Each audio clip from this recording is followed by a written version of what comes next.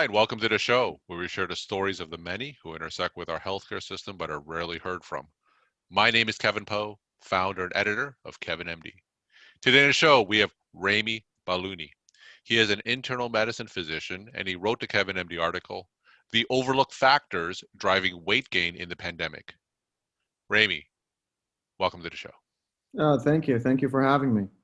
We'll get into your article in a little bit, but first off, can you share your story and journey to where you are today? Yeah, of course. I grew up in San Diego. After that, I went to UCSF for medical school. At UCSF, worked on a project where I used data to analyze the cancer registration data, and that sort of really got me hooked to the technology or what technology could contribute to medicine. So I went over to Stanford after to do a fellowship with Medicine X in healthcare entrepreneurship, and was working on a project on a diabetes app when I noticed that a lot of the users had a lot of guilt associated with type 2 diabetes. And started exploring that guilt, sat down for lunch with a few of the users, and really figured out that this was getting in the way of them really activating and sort of being engaged with their care.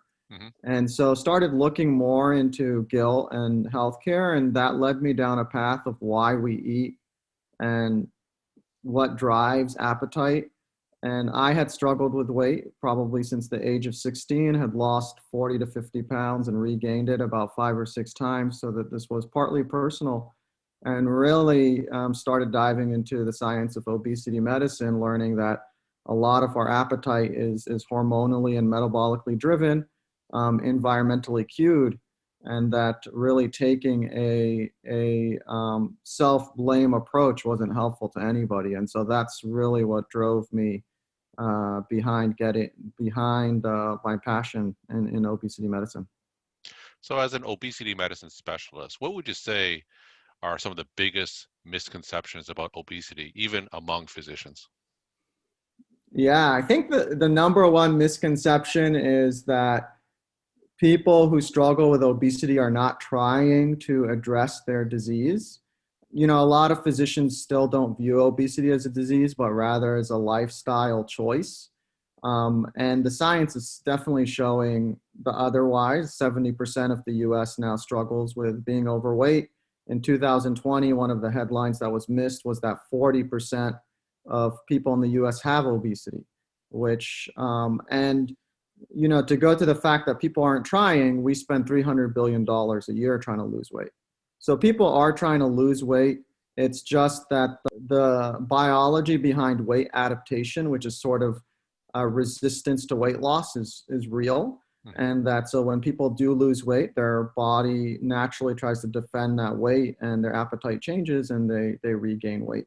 And so it is, it functions like a disease. And I think the biggest misconception we have is that it's a calories in, calories out problem, that it's very simple to address, and that anybody can easily do it. And I think that attitude often creates more harm than good. I do remember in residency being trained to just tell diabetics to cut the rice and bread. Struggling with pre-diabetes myself, I knew it wasn't so easy, but I kept saying it as if it was true. And in retrospect, just blaming myself for my inability to sort of cut those foods out of my diet.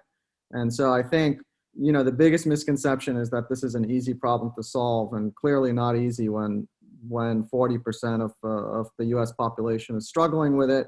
And really, it's causing, it's one of the leading, it's going to be the leading global health epidemic, I think, in history as we sort of move forward here.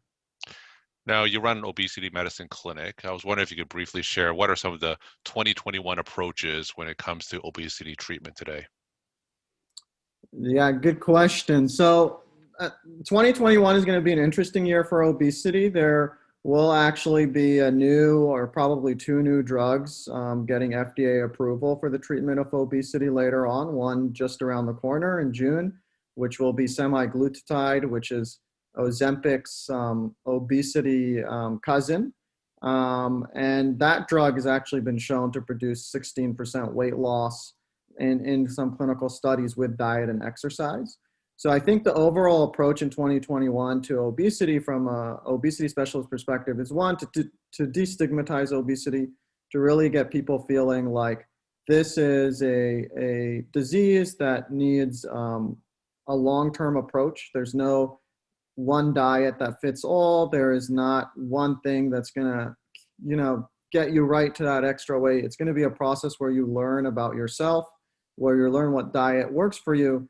And then if you definitely have a history of losing weight a lot of times and regaining it, probably medications, of which again, there are 4 on the market now and 2 more coming, is probably something that we're going to be seeing a lot more of going into late 2021. All right, let's talk about the Kevin MD article that you wrote. This was back in March. It's titled The Overlooked Factors Driving Weight Gain in the Pandemic. Now, for those who didn't get a chance to read that article, can you just walk my audience through it and share the story of why you decided to write it? The reason I decided to write the article was we were seeing a lot of folks coming in the middle and towards the end of the shelter in place with weight gain.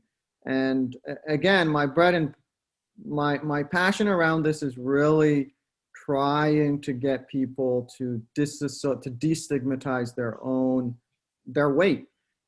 There's actually great studies that show that people who self-stigmatize their own weight have higher CRP, have higher triglycerides, have higher metabolic health markers, sort of suggesting that on some level, it's unclear, stigma plays a negative role on our health. And I think we can all figure that out. So we were seeing a lot of people coming in and really sort of blaming themselves for weight regain. And I think what I wanted to do was put that weight regain that I think we experience as a society, including myself, on a larger, broader scale as to what factors really drive weight, and these factors are a lot of times out of our control.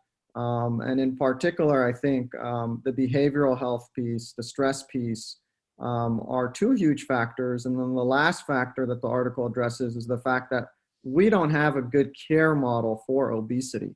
Obesity continues to be something that is largely neglected by the healthcare system. And so the payment fields for it are largely unaddressed. And so that was also one thing, which is, a lot of folks have to search for a solution. They have to Google, they have to, try to read Yelp reviews, figure out what's right or wrong. But, you don't do that for diabetes. You don't do that for heart disease. You don't do that for CHF. You don't do that for autoimmune diseases. You go to your doctor and your doctor sort of gives you a care path or some possible treatment options, but in obesity that doesn't happen. And so people are sort of on their own. And so, I wanted to address the broader context of why people may be gaining weight, try to destigmatize the weight gain there, as well as offer some suggestions that, society needs to get more serious about tackling obesity from a healthcare perspective. So let's go a little bit more granular in terms of those 4 factors that you talked about. So the first is kind of the behavioral health piece. So what do you mean by that? The first factor I addressed was stress and mood. And I think what fascinates me about this is that there are studies that show that people who struggle with weight at baseline, when they are stressed, they tend to gain weight. And people who don't struggle with weight at baseline, when they are stressed, they tend to actually lose weight or even stay weight neutral. So it's almost like stress, if you have a biological disability on the weight regulation side, stress negatively impacts you more so than a person who doesn't have that. And so I think the fact that this pandemic was such a stressful environment, and that we don't really have good ways to manage stress, and we are not taught good mechanisms to manage stress, even though there is a huge driving factor where even if you no longer are on the go, even if you're working at home, where technically you should have control of your food environment, the stress of the whole of what we experienced during the shelter in place, I think, takes over from a weight regulation standpoint, and people can gain weight. And if they blame themselves for that weight gain, the mood and stress just get worse. So it's almost like a really bad negative cycle, I would say. Now, do you anticipate this factor improving now that things are beginning to trend towards normalcy? Yeah, you know what's interesting of that? I always tell people, hey, you know, with COVID, we had the COVID-19 in terms of weight gain initially, and I think with stuff opening up, I think initially you're going to see some more weight gain. So what people tend to miss is that it's the habit shifts, and during that period, as the body is trying to adjust to a new routine where it really doesn't know how to regulate weight, Mhm. that the weight set point can get dysregulated. And there's a lot of hypotheses now that actually weight gain starts with a dysregulation of your weight set point rather than the reverse, that you have a bad environment, you gain weight, and then your weight set point sets. Now we're starting to think that actually you have an environmental stressor or a biological stressor, and your brain perceives that, and so it upregulates that weight set point and you gain weight. And so I think anytime there's a huge shift in your environment activities, there's a chance for weight gain. And so I actually think that we're going to see additional weight gain with society opening up. One of the other factors that you mentioned was the economics of processed food. I was wondering if you could delve a little bit deeper into that and explain why the economics of processed food during the pandemic is leading to weight gain.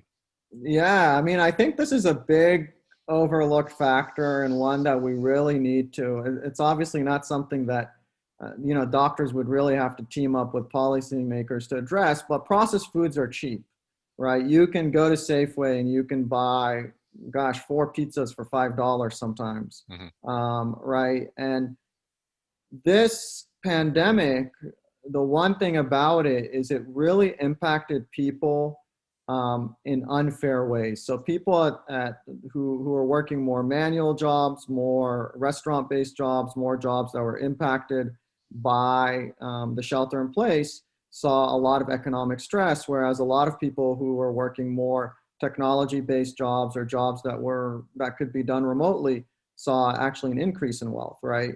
And Hmm. so that divergence is super important because a huge part of society was feeling this economic stress. And when you're economically stressed and you're at home, you're going to lean towards foods that are cheaper Hmm. when you're going to the supermarket and foods that um, make you feel good. And processed foods are both of those.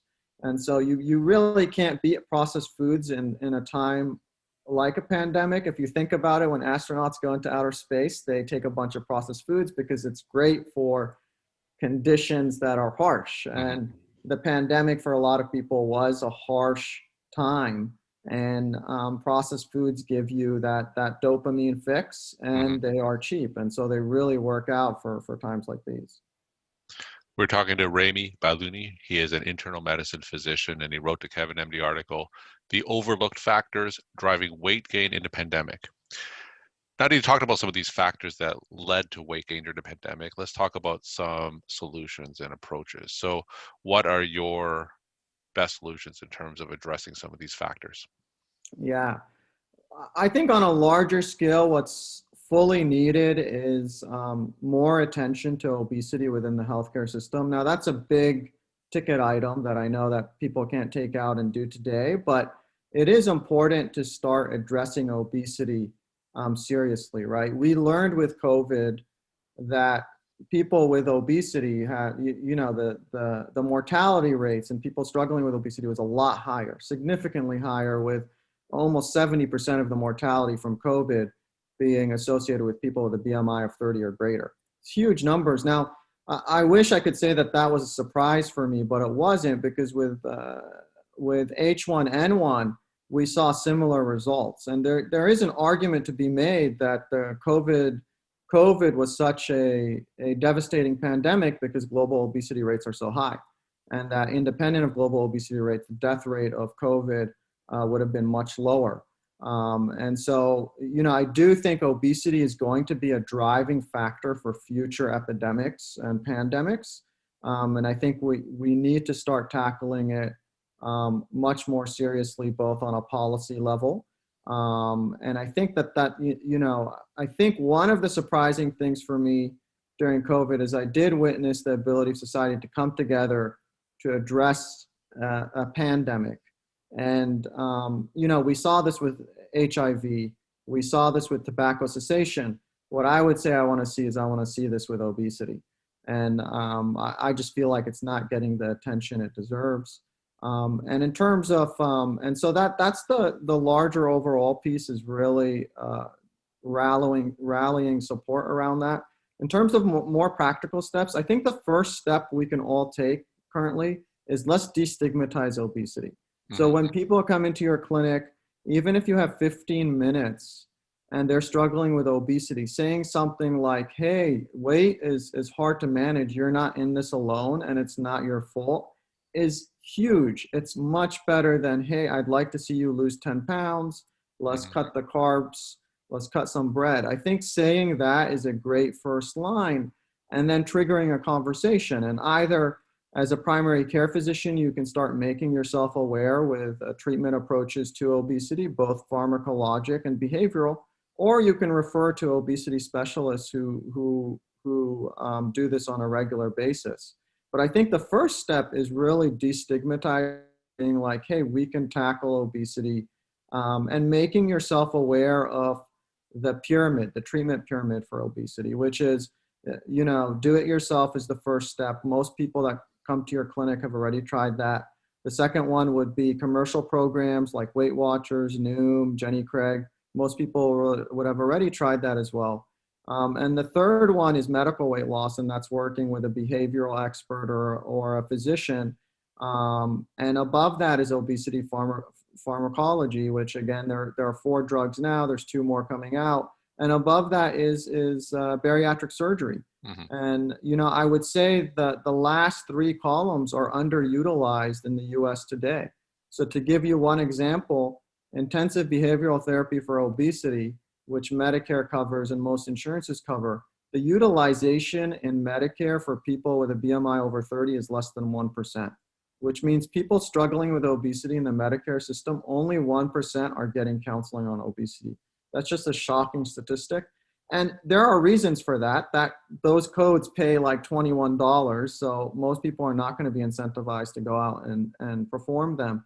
But I do think making yourself aware of the treatment options and destigmatizing it. We get a lot of patients that come to us and say, my doctor says that bariatric surgery is not good, or we really shouldn't use drugs to lose weight. And Hmm. I would just encourage all physicians to educate themselves a little bit, because the science and data is showing the exact opposite. Bariatric surgery is actually the only proven way and the only scientifically backed way to lose weight and keep it off right now. Now, I don't think that that's going to be the case uh, soon with these newer medications, but right now, that really is the only way to properly manage obesity. Everything else in clinical studies show that you lose weight and then regain it. Now, some of the newer pharmacologic agents, such as GLP-1s, Qsemia, Contrave, I think the 5-year and 10-year data is not there yet to see if those can help sustain weight loss. But I suspect that with combination therapy there, we are going to see an ability for people to lose weight and keep it off without surgery, which is actually the mission statement that we sort of are trying to drive at Inara Health.